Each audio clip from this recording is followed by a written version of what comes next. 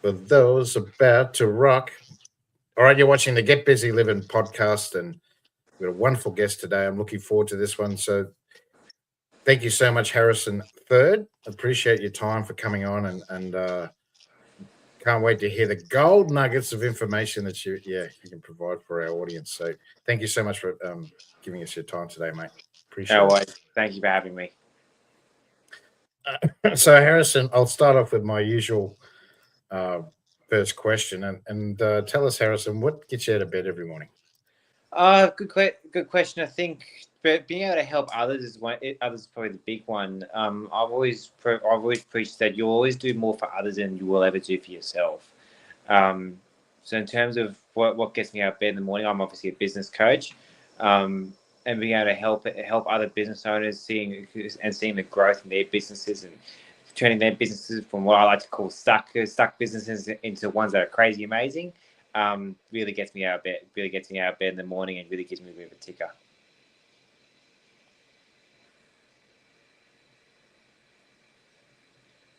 You've gone mute, mate. You're muted. Yeah, I muted myself. Sorry. So yeah, there it is. There. So crazy, amazing business coaching.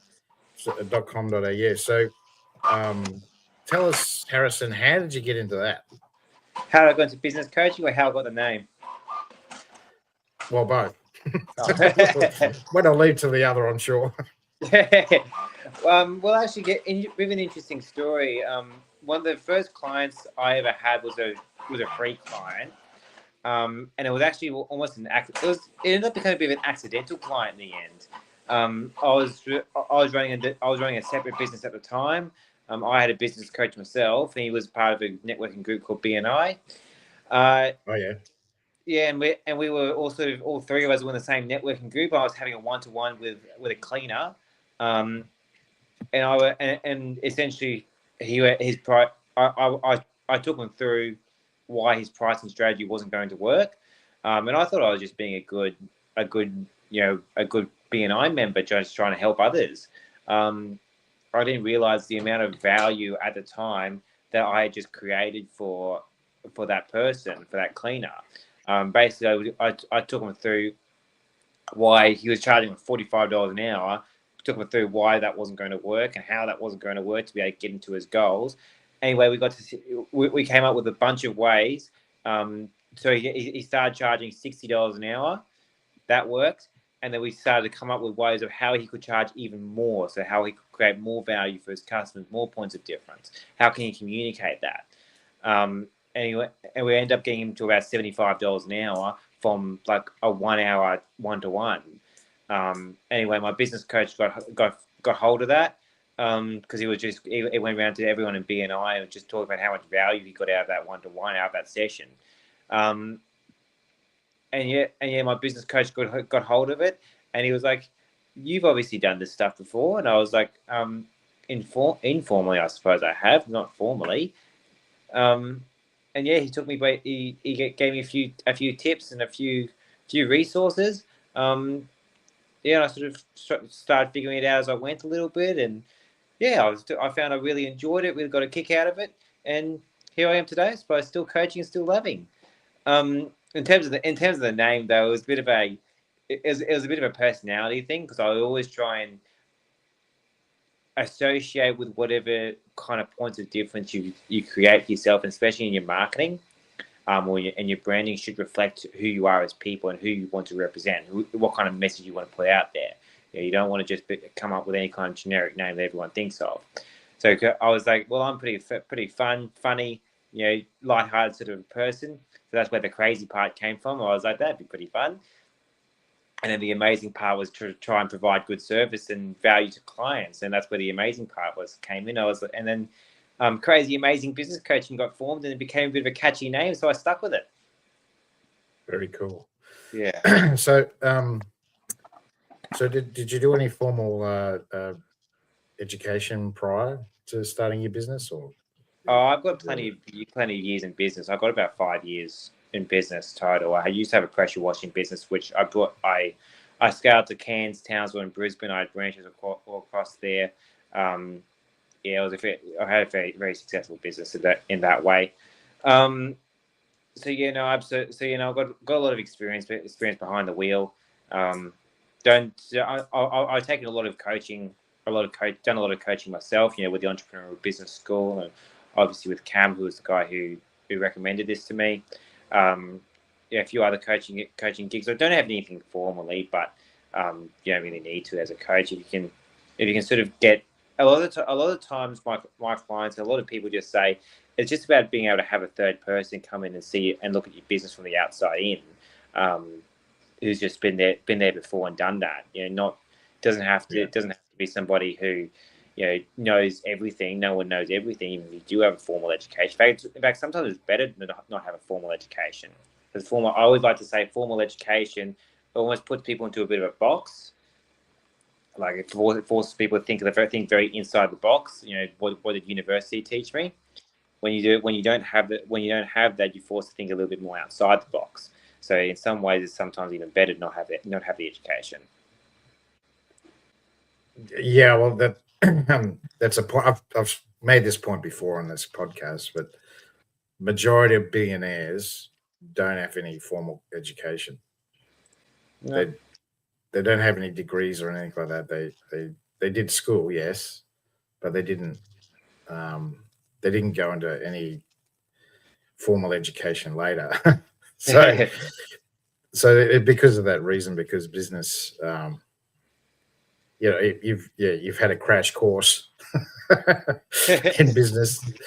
So you basically, did you go straight from school and you went and got a business, or what happened there? I basically just went straight into business. Then did a bit of work in sales. I had a few different forms of sales. I was all right at that, and then I basically got into coaching from there. So yeah, right, okay. Got a bit of a background in a little bit of everything. Yeah, right. Yeah, well, and that was in Cairns, was it? The business that you had, the high pressure cleaning. Yeah, I was born and raised in Cairns originally. Oh, righty, okay. Yeah. Well, funny that my family's from Atherton. Oh, really? Oh, I know where that. Yeah. I know where that is. Actually, I've been God knows how. I used to go out to the Tablelands every other month. Yeah. You would have had jobs out there, absolutely. Oh yeah, but it wasn't even jobs. Just a lot of the time, it was just it was just like weekends away and that kind of stuff. Yeah, gotcha. Yeah. So yeah, that tell us about that. Tell us about the business that you had up there. So high pressure cleaning, what was that for? Was it for high rises? Was it for what sort of commercial? Was it private cleaning, or what type of what sort of jobs did you get? I was just about it. A lot of it was resi serve stuff. We had a few. Yeah, so we always pride ourselves on good service and points of difference and standing out in the marketplace in your marketing. That was one of the reasons why we had a quite successful business up there. It was great, but it was a little bit of everything. A lot of residential stuff, predominantly residential. A lot of the guys around the area would go for like big council contracts and that kind of stuff.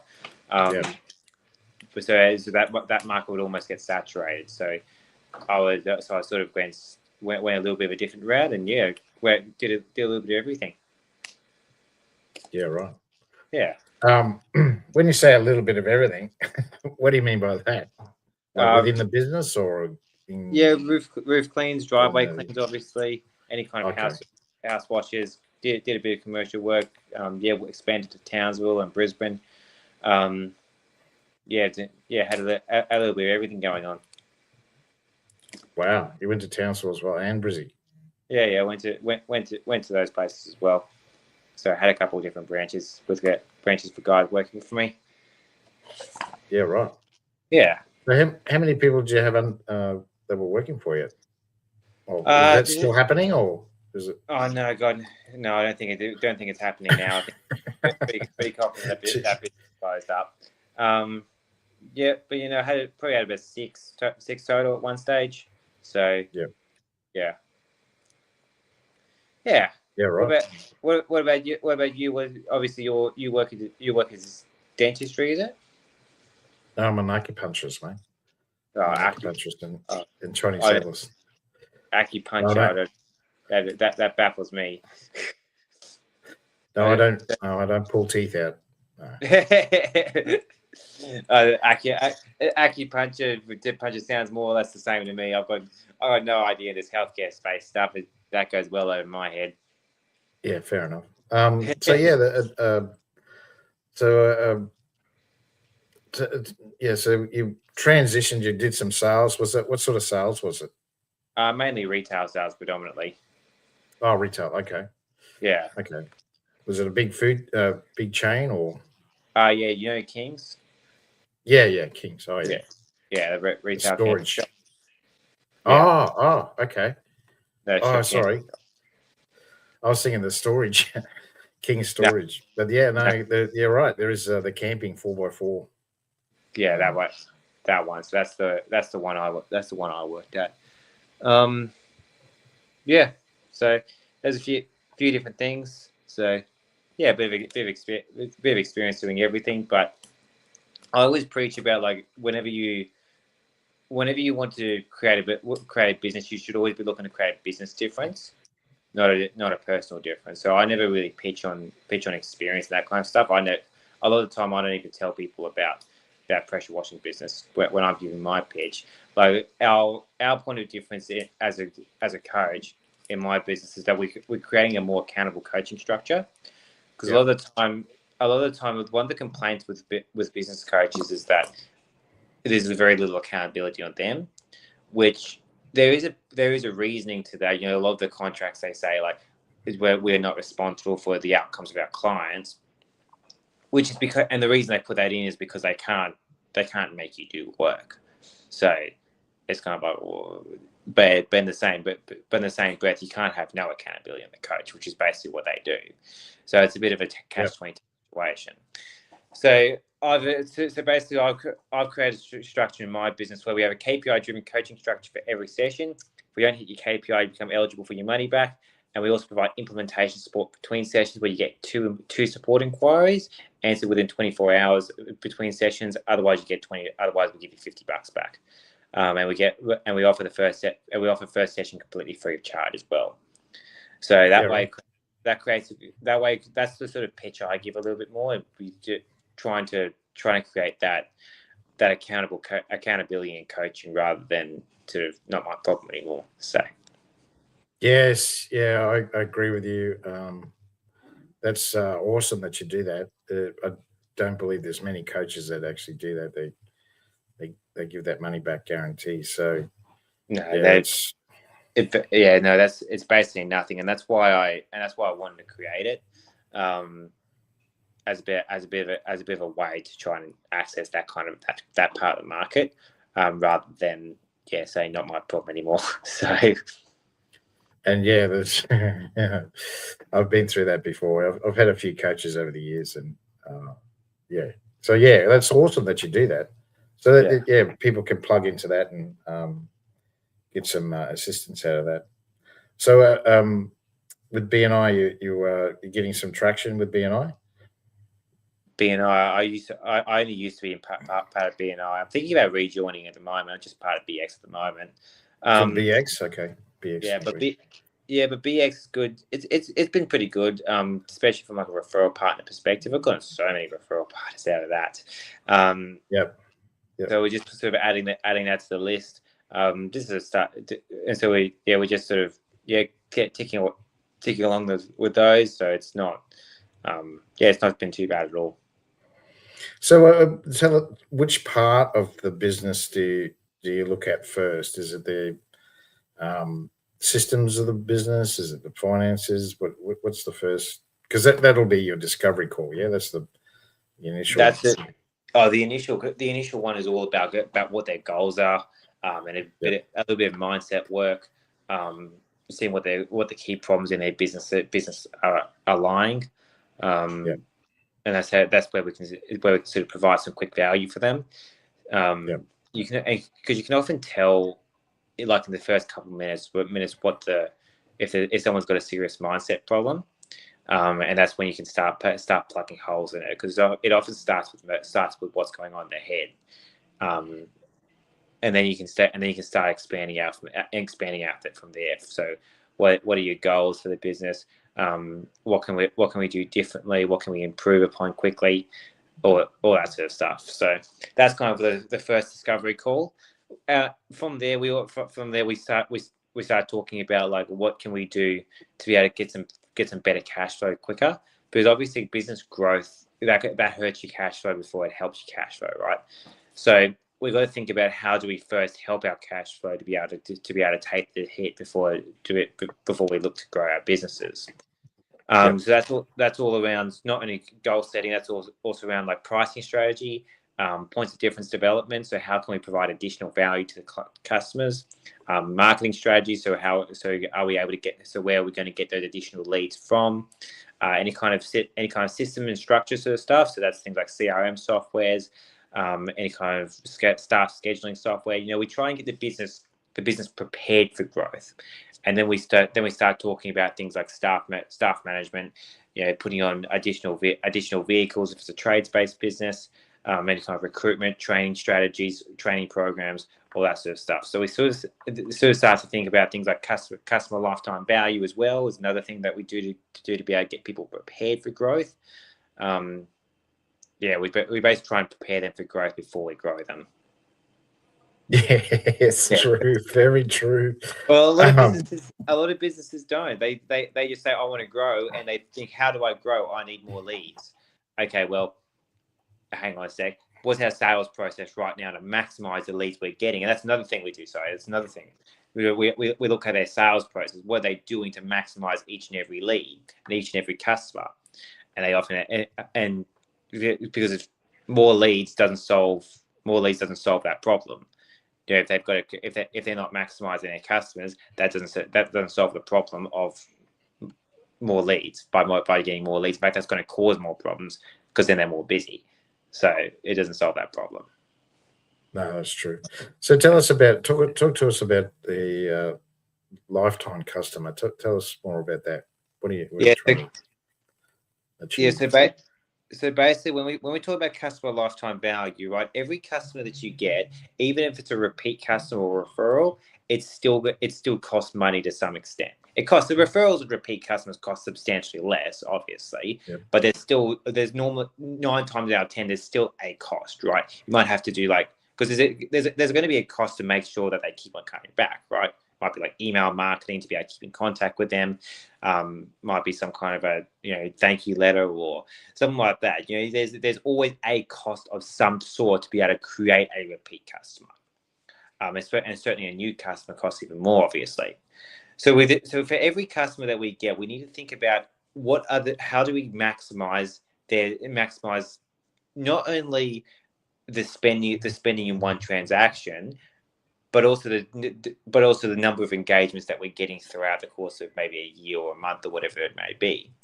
Yep. And we've got to think about when we talk about the sales process, how do we get the most out of that particular sale? Are we creating proper rapport? What kind of questions are we asking? Are we asking the right questions? Are we making people like us? Are we making are we giving ourselves an opportunity to be if someone's selling a computer, they might be, do we ask them, does the husband need a computer as well, whatever the case may be. We are asking those questions to get an idea of not only their needs and what they're looking for, but also to try and get them thinking of, do they need more of this? And then from there we start thinking about, okay, how can we upsell them? How can we make an add-on for them maybe at the end of the transaction? How can we build how can, and not only that, but how can, not only at the end of the transaction, but throughout the whole conversation. If we go back to our computer example, we might want to have a mouse at the end of the mouse at the end of the transaction, but we might also need to be talking about Microsoft Office Suite add-ons, and asking about or asking about additional storage, additional computer storage, malware protection. Asking that throughout the conversation to be able to try and get a bit of a more well-rounded view of the sales process. Then we might be able to ask at the end of it, would you like a mouse for that or something like that? Trying to create that trying to create that wholesome value, rather than, I need a computer today. Oh, great. What kind of computer do you need? Okay, this is the computer for you. Right, we're trying to create a more wholesome sales process, and then after that, we don't just stop there. We want to be able to make sure, how do we get them coming back more and more and more often? How do we increase those number of engagements throughout a year? Is it through things like email marketing? Can you put them on a rotating roster? If you've got a pressure cleaning business like I had, you might do gutter cleaning that offers it for every quarter or something like that. And you put people on a rotating roster. Can you do something like that? Membership programs, people get 10% off the price of a laptop for being a member with your shop. And by people being a member and getting those small discounts, they're more likely to come back, and you increase those number of engagements. So when we talk about customer lifetime value, all those things come into play. The sales process you've got for those initial transactions, and then maximize the number of engagements, so you're minimizing how many new customers you have to be constantly getting. Which, again, even repeat customers cost money, but they cost a hell of a lot less than getting a new customer. Absolutely. And there's that trust there as well with a repeat 100%. customer as well. Yeah, 100%. And all the referrals that you get, if you by increasing the engagement rates, that's a big one as well, with just referrals and that kind of stuff as well. Yeah, right. So people are more likely. People more likely to refer you if they're using you regularly. Absolutely. And people talk to each other about their problems, and then you can referral is a great way of getting repeat business. Absolutely. And and you're right. Using sales methods that get them to keep coming back. I mean, you're right. Like, use the computer. I bought an Asus computer years ago, and they're still sending me emails. So there's still that follow up. Yeah, 100%. And how much more likely are you to remember them now? Yeah, absolutely. So, and you're right. You go. I was just saying that's a great example of being able to stay in touch with the customer as well. Is email marketing. That's probably the number one way to do it. Yeah, absolutely. Yeah. So there's a lot to it. That's what you're saying. There's a lot to that that standard, I suppose you could call it, of helping the client with repeat business. 100%. Especially with services as well. 100%. Yeah, people get to know your business, and they'll refer them to you. So, do you also look at the systems of the business as well, and see what's in place there as well? You mean like a standard operating procedure? Is that what you're talking about? Yeah, like a CRM or something like that. Yeah, 100%. Yeah, standard operating procedure. Yeah, 100%. So that's 100%. So that's all across the board. That's often in our monthly strategy sessions that we have. So we have a 12-month. We engage our clients for 12 months. And that's often in our weekly or monthly strategy sessions that we do for people. That's when we start talking about that sort of stuff. It does get covered initially as well, but less so. It's obviously depending upon the kind of business that you've got, and the kind of the level that you're looking to scale to, you might just make a template one for CRM, or you can go to a proper website builder and CRM builder, which is expensive. It's thousands of dollars, but they can customize to your needs. So we go through all those questions. Obviously, with staff as well, you need staff management software, payroll software, all that sort of stuff as well. So do we have that in place? And that's another thing I do. So we go through that kind of stuff. So things like Employment Hero is normally a good go to. Jobber for tradies is a good CRM software. Tradeify, I think, whatever it's called as well, isn't too bad. They're good template ones. Again, they're not customized, but they're good templates. Yeah, and absolutely. Obviously, standard operating procedures. Using Scribe is a good one. I love Scribe. That's a great example of how to do something. Because it's going to save the business owner a lot of time from either staff or customers calling them up constantly and saying, "How do I do this? How do I do this? How do I do this?"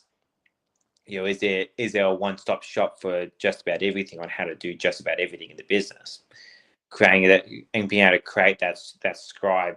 But that's one thing we did. We had create like an online blog, if you will, of all the standard operating procedures of so if someone's struggling, we teach them the first thing to do: don't contact the business owner.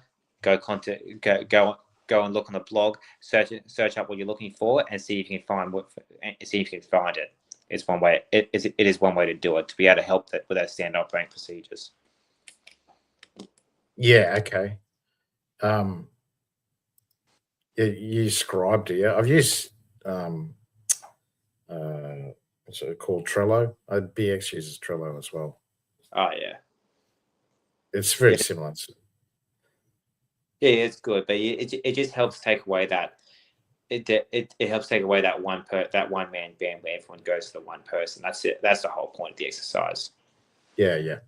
So so they can refer straight to what they need to do when they have when they've got a question about something that they need to do with their service or something like that.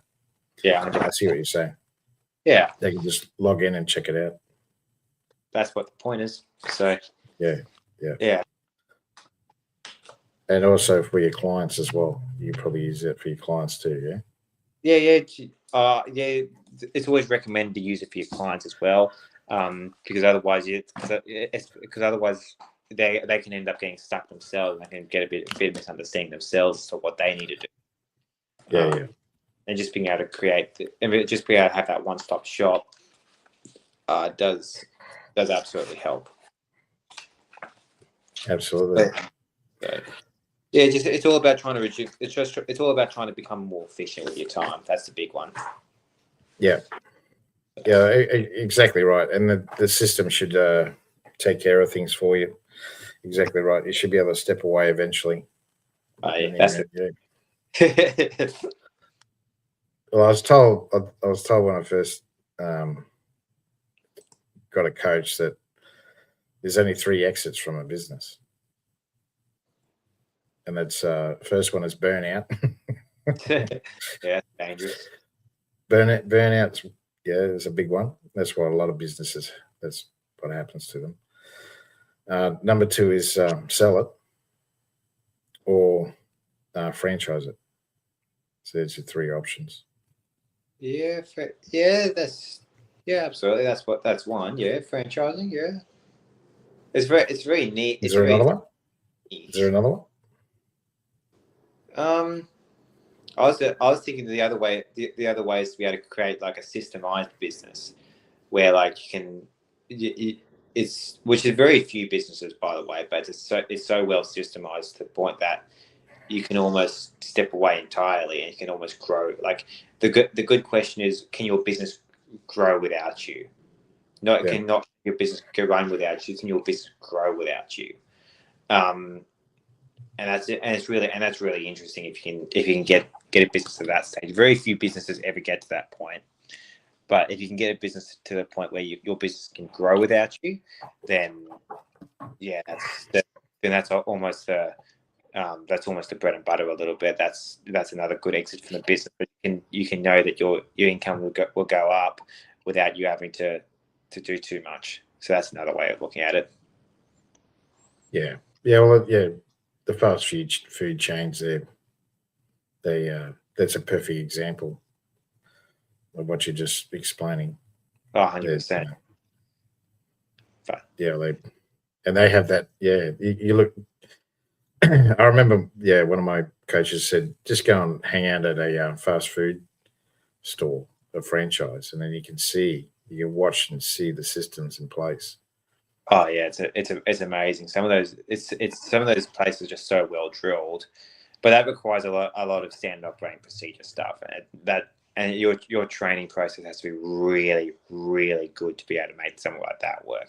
That's why they're able to get like 15, 16-year-olds to be able to run their shops, which is just any other business that requires any degree of thinking whatsoever.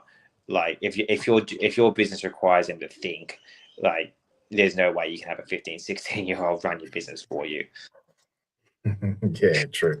Usually the managers are, late teens, 19, 20.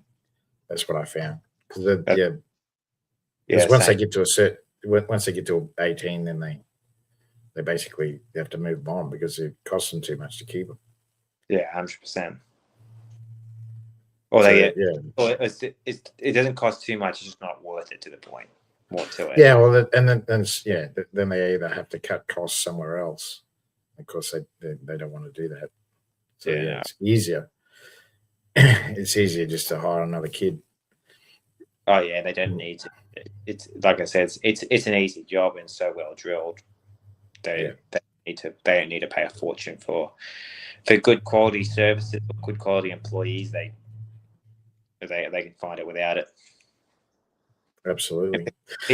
And people don't expect very much out of those companies either. Don't forget that's the other thing. Yeah. Well, it's you're spending they're trying to get you to 2 minutes in and out. So so the expectation is very low anyway. So when the expectation is low, you do get away with that. Which a lot of them's budget services. That's kind of so do it. So you get what you pay for again. So you don't have to.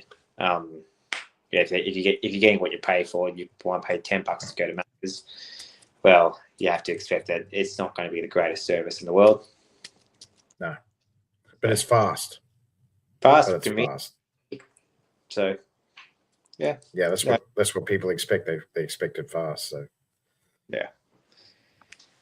I mean, Domino's did that perfectly. That they put their stores right beside all the universities in the United States. Within 5 minutes drive to a university. Yeah. And they said we'll deliver it to you within a certain amount of time or it's free. Yeah. And they made a squeal out of it. Look at them. Yeah, they've done well. Good on them. Yeah. It's just through that strategy. And that's what you basically help people with. Basically, I just help people put a strategy in place. Yeah. Okay. So make it as easy as possible for the client. That's the point. That's another thing as well. Is like when it comes to pricing, so a lot of things one of the things that people miss about pricing is actually what goes into a price, which is just very, very simply put. So P for price equals perceived value over time and effort required to get the value. Yeah. And that's you can either increase the top or decrease the bottom. You charge more money, and people just sort of think it's supply and demand, and that's what price is. But that's not actually what a price is entirely. No, you're right. Yeah. Yeah. There's other factors, absolutely. Yeah, and so it's something people miss. It's amazing how many people miss that. When you think if you gave them that equation, how many people would be able to increase their prices 20-30% by just giving them 2 or 3 simple value adds. Yeah, it's amazing. Yeah, absolutely. Yeah. So that's awesome that you do that. So give us an example of that, like an ad on, like bundling. Is that what you mean? Yeah, or just service ads, or service add-ons. Oh, yeah. Got a bookkeeper client, for example, and we came up with about 4 different ways. We increased her prices for $110 to $140 an hour and she didn't lose a single client. We did 4 things to be able to help her with that. So one was that if she ever lodged Bass lodgements late, she'd be the ones to pay late fees. She gave clients a regular education about bookkeeping, as we termed it. We turned the yuck into yum. So that was a bit of an interesting one. We made them completely 100% Queensland owned and operated, because in bookkeeping there's a lot of concern about quality being offshored and stuff. So quality goes down when when the work gets offshored, and so we started advertising 100% Queensland owned and operated, and a Calendly booking system online as well. So that way, instead of having people have to call her to be able to book an appointment in, they can just they use a Calendly booking link, which saves her a bit of interruption as well and a bit of time as well. $110 to $140 an hour. Didn't lose a single customer, because she just and they're not big things. Like, none of them we're not flipping bookkeeping on its head. Like, it's not a huge thing, but just being able to just think of how can we provide additional value to a customer and advertise it and promote that, it makes a world of difference. It doesn't cost much more to be able to do that either. It doesn't cost a whole lot more money. But the value add is enormous. Yeah, absolutely. Absolutely. So tell us a bit, give us a couple of testimonials. How have you helped other business owners in the past? I'll go about 12 5-star Google reviews online, actually. Have you? That's awesome. There's one. I'll read some of them out now if you want. Yeah. Amazing. I'll get them up now. I got that bookkeeper client. I think she gave me a testimonial online. Where's the Google reviews? So just one sec. Yeah, you're right.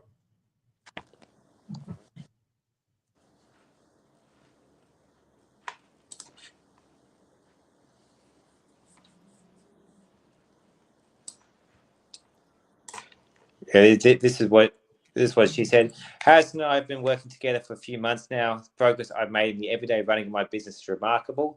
Harrison thinks outside the box. His ideas are refreshing, and he's really up to date with current technology trends and automation. Get a lot of value out of each session, and would highly recommend his services to all business owners keen to improve. Thanks, Harrison. I'm super keen to see where I'll be in 12 months' time.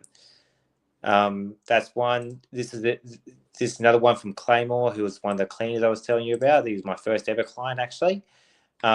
Worked with Harrison for a while as my business coach, got some solid value out of it. Helped me get clear on a few things and tighten up parts of how I run my business.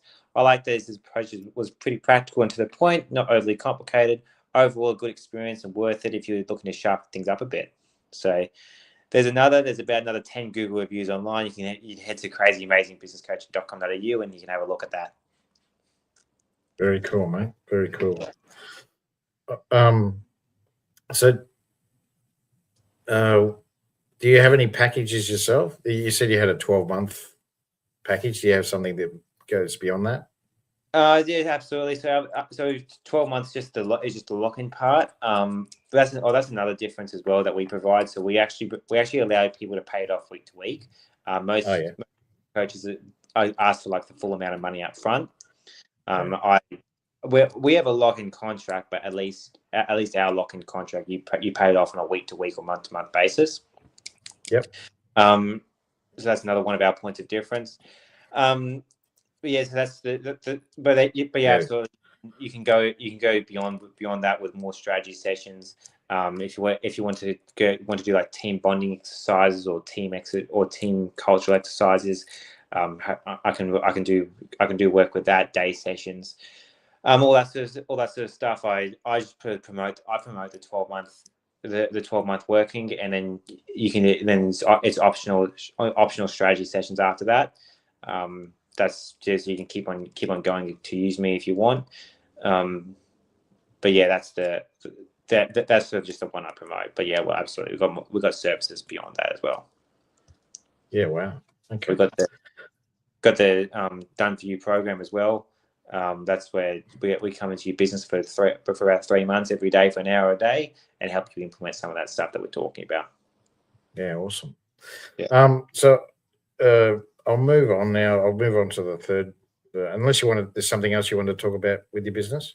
No, it's all right, mate. I've got to get up at 12 o'clock anyway, so it's all good. Yeah. So tell us, who's your ideal client? Who's the person you like to help the most? I always like to say that if you're a service-based business owner who's feeling a little bit stuck and a little bit trapped in their business, you can always come to that's kind of the best person to come to me. Someone who's keen and ready to improve, someone who wants to take their business to the next level, someone who might be feeling stuck in their business. They might be having a lot of staffing problems, a lot of customers going out the door, marketing's not working out, all those kind of issues. You can send them to me. That's kind of my ideal client. Yeah, cool. And I'll go into the last question. So, what ideas or information would you give to provide lifelong longevity? Sorry, mate. I had to throw one health question in there. Provide. Oh, did I freeze? Longevity. Lifelong longevity. If we have to think about health from a healthcare perspective, I'm really big into my workouts and that kind of stuff. Still play AFL to this day. I've been doing so for the last 15 or so years. I think my one is being able to just eat healthy and exercise every day. Get your 30 minutes, get your hour in every day, and that's what makes a world of difference in your mood and in your healthcare every day. Absolutely. Yeah. All right. Thanks very much, Harrison. Much appreciated for your time today. And because you didn't bag me too much, I'm going to give you access to my health club. Mostly, brother. So there it is. So yeah, there it is. There, www.sixcentsacupuncture.com.au/health club. And I'm going to give you access to the bronze membership. I give you information on EFT, emotional freedom technique, meditation, nutrition, exercise, how to lose weight, roadblocks in your mind, how to kick them to the curb, disc profiling, who you are, and also acupuncture and Chinese herbal medicine. I go into detail about that, and also the 8 leading chronic diseases which are killing hundreds of thousands of Australians every year. So you get access to that for 30 days for free, brother. So I'd love to hear your feedback. I'd love to hear your feedback of what you think of the 9 modules. 100%. Send them over to me. I'll be more than happy to give you a chat. Yeah, all right. All right. Thanks very much, Harrison. You've been watching the Get Busy Livin podcast with the wonderful Harrison Thyrd. You have a great day, guys, and you take care.